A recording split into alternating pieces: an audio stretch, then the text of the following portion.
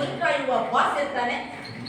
ಅಲ್ಲಿ 16ರ ಒಂದು ಹುಡುಗ ಕುರಿಯನ್ನ ಮೇಕೆಗೆ ಹೋಗ್ತಾ ಇದ್ದಾನೆ. ಡೇಲಿ ಕುರಿಗಳನ್ನ ಲೆಕ್ಕ ಮಾಡಿಕೊಂಡು ಬೆಟ್ಟಕ್ಕೆ ಕರೆದುಕೊಂಡು ಹೋಗುವುದು. ನಂತರ ಸಂಜೆ ಲೆಕ್ಕ ಮಾಡಿಕೊಂಡು ಗದ್ದೆಯಲ್ಲಿ ತಂದು ಅದನ್ನ ಕಟ್ಟುವುದು. ಇದು ಆ ಕುರಿ ಕಾಯುವ ಬಡ ಹುಡುಗನ ಕೆಲಸ. ಹೀಗಿರುವಾಗ ಒಂದು ದಿನ ವಯಸ್ಸಿಗೆ ಸಹಜವಾದ ಅಮಲು ಲವ್ ಅಲ್ಲಿ ಬೀಳ್ತಾನೆ. ಹೋಗಿ ಹೋಗಿ ಆ ಧನಿಕ ಶ್ರೀಮಂತನ ಮಗಳನ್ನೇ ಪ್ರೀತಿ ಮಾಡ್ತಾನೆ.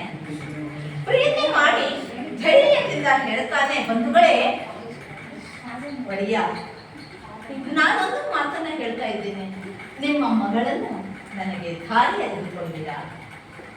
ಆವಾಗ ಧನಿಕ ಶ್ರೀಮಂತ ತನ್ನ ಎಡಗಾಲಿನ ಬೂಟಿನಿಂದ ಒತ್ತು, ನಿನ್ನಂತ ಅವಿವೇಕಿಗೆ ನನ್ನ ಮಗಳನ್ನು ಕೊಡುವುದೇ ಅಂತ ಹೇಳಿದಾಗ ಅಲ್ಲಿಂದ ಪಲಾಯನಗೈದಂತ ಆ ಬಾಲಕ ಮುಂದಿನ 30 ವರ್ಷಗಳಲ್ಲಿ ಒಂದು ಪೇಪರಲ್ಲಿ ನ್ಯೂಸ್ ಬರುತ್ತೆ.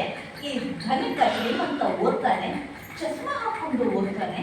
ಈ ಸಹಿ ಎಲ್ಲೋ ನೋಡಿದ ಹಾಗಿದೆ ಅಂತ ಹೇಳಿ ಕಾಲಿಗೆ ಬೂಟನ್ನು ಹಾಕೊಂಡು, ಪೇಪರನ್ನು ಹಿಡ್ಕೊಂಡು, ಚಸ್ಮಾವನ್ನು ಹಾಕೊಂಡು ಕುರಿ ಕಾಯುವ ಸ್ಥಳಕ್ಕೆ ಹೋಗ್ತಾ ಇದ್ದಾನೆ.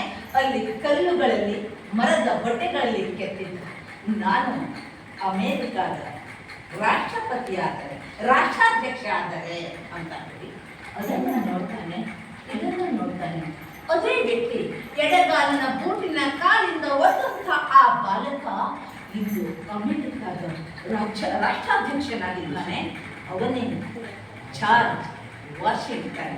ಬಂಧುಗಳೇ, ಕನಸನ್ನ ಕಾಣಬೇಕು.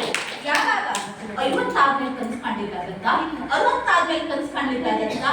ನಾವು ಹುಟ್ಟುವ ಪ್ರತಿಯೊಂದು ಮಗುವಿಗೆ 16ರಲ್ಲಿ ಕನಸನ್ನ ಕಂಡ್ರೆ ಆ ಕನಸನ್ನ ಯಶಸ್ಸನ್ನು ಮಾಡಲಿಕ್ಕೆ ಅವನ ದೇಹದಲ್ಲಿ ಎಲ್ಲವೂ ಸಿದ್ಧವಾಗಿರ್ತಾರೆ. ಬಿಸಿ ರಕ್ತದ ಯುವಕರಿಗೆ ಇದೊಂದು ಕರೆ. ಕನಸುಗಳ ಬೆನ್ನೇಲು